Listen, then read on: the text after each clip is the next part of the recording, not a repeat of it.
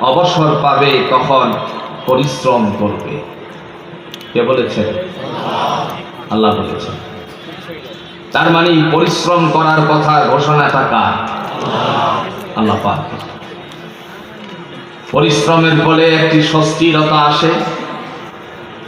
এই স্বস্তিরতা বিগত দিনে আমরা সবাই জেনে আসছি। আমরা জানি পরিশ্রমে আনে ধন, পরিশ্রমে আনে ধন। বিনা পরিশ্রমে আল্লাহকেও পাওয়া যায় না। কথা বল না কেন?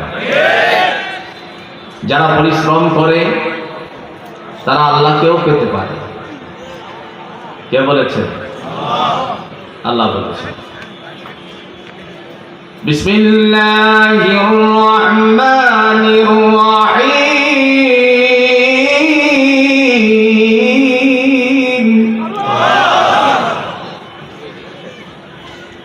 ওয়া ইযা কুদিয়াতিস সালাতু ফান্তাশিরু ফিল আরদ। فإذا قضيت الصلاة فانتشروا في الأرض وابتغوا من فضل